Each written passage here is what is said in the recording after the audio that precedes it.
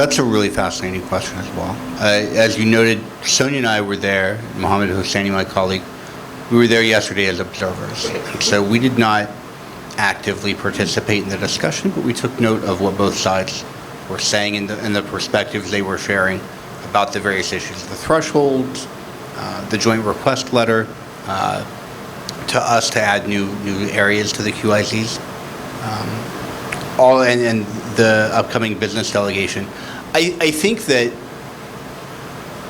to a large extent, the duty-free entry under QIZ is meant as an incentive to foster economic cooperation between Israel and Egypt. In addition to that, I think that we are there to offer our encouragement and to talk with both governments and the private sector in both countries to encourage them to take the steps, the ambitious steps, frankly, that Yaniv, as you've pointed out, Ashraf, as you've pointed out, have been picking up pace lately. There was a leaders' summit in Sharm el-Sheikh. There are meetings in Israel. Your minister, Yaniv, came here last month.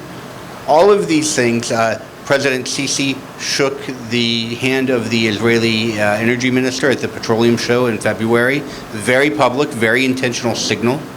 And so I think that those don't happen in a vacuum. And so our role, whether we're talking about QIZ or the East Mediterranean Gas Fund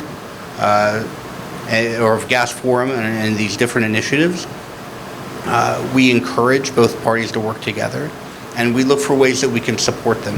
Now, for the QIZ specifically, Ashraf, you mentioned the seminar you're having next month in June in Alexandria for small and medium enterprises.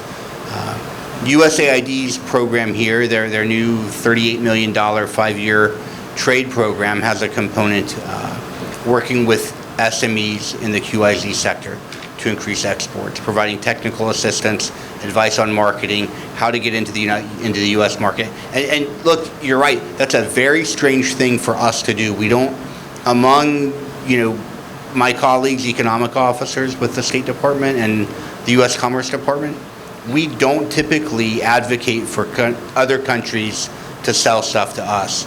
It's usually the opposite direction.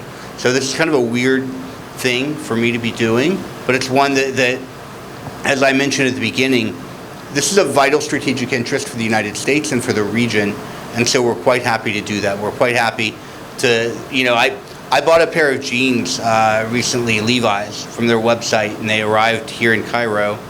They were made up in Alexandria, or Port Said, right? They're made in Egypt on the tag. You go to Costco or Target or Walmart in the United States, Ross, TJ Maxx, you buy Under Armour or Nike, you're likely to get something that was made here in Egypt. Most Americans aren't aware of that. But that's something we're quite proud to encourage. We're really proud to have this program and to encourage both parties to do more with it. And again, not only in the QIZ sector, but let's have ambitions that go beyond that. COP27 coming up in November. Egypt has a $400 billion project finance pipeline and infrastructure development pipeline over the next decade under Vision 2030 and the recently announced 2050 climate strategy. Israel has amazing companies doing great work in environmental technology, high heat, high salinity agriculture with the new Delta project here in Egypt, the Hayat Karima initiative for rural development.